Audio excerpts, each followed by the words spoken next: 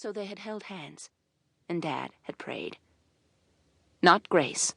He didn't mention food. He didn't mention shelter. He said, "Dear Lord, tonight we are going to bury Jenny. We love her, but she's gone, and now we're going to say goodbye. Thank you for the time we had with Jenny. The rest of us have to go on living.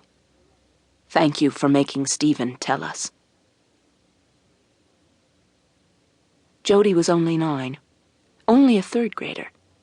Jody had needed to take her hands back from Stephen and Daddy so she could wipe away her tears. And Jody never admitted to anybody that they weren't tears of grief for her missing sister, but tears of relief that they were going to put Jenny on the shelf and be done with her. "Give Jenny a guardian angel," said Dad softly to the Lord.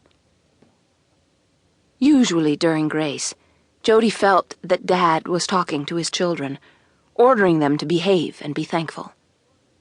Not this prayer. Dad was talking to the Lord. Jody thought if she looked up, she would see God, and that was even scarier than having to hold Stephen's hand, so she didn't look up. Take care of Jenny, Lord, wherever she is. Help us not to mention Jenny again. Help us to be a family of 6 and forget that we were ever a family of 7. Dad squeezed Jody's hand. Jody squeezed Stephen's. The squeeze went around the circle, and the Lord must have been there because the lump in Jody's throat dissolved, and the twins began to talk about sports. Even when they were babies, they talked about sports. They had been playing with basketballs and footballs and tennis balls from birth. And Stephen showed his B+ geography paper. He had gotten 42 of the 50 state capitals right. The family sealed up, like a perfect package. Things fit again. Everything from the number of chairs around the table to the toppling stacks of presents under the Christmas tree. The Spring family had 6 people in it now. The 7th was gone.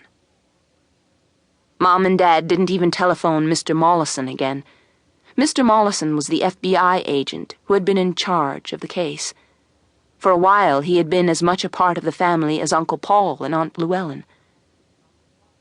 The next year, nobody talked about Jenny on her birthday. Nobody sobbed on the anniversary of the day Jenny went missing. Mr. and Mrs. Spring were still more careful than any other parents in the state of New Jersey, but the children were more careful too.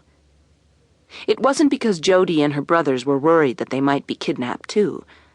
They were worried that their parents would be worried. The Spring children were always lined up at telephones to let Mom or Dad know where they were. They were never late. They were children who knew too well one of the horrors of the world. The thing Jody couldn't get over, now that her sister Jenny turned out to be alive and coming home, was that there had never been a horror. They had imagined all of it. Jenny hadn't died. She hadn't been tortured. She hadn't been cold or lost or drowned or raped or even frightened. Jenny had been just fine all along. It was incredible when Jody thought of the lancing fear the rest of them had endured for 11.5 years. In most ways, of course, worry and fear vanished. When she was small, it vanished because Jody believed in Daddy's deal with God. If Daddy and the Lord both said stop worrying, well then, who was Jody to worry? But as Jody moved into her teens, the reality of her sister's kidnapping often surfaced. When she brought a library book home, and the heroine was a redhead named Jenny. When Stephen had his first date, and her name was Jenny. When the late movie on television was about kidnapping.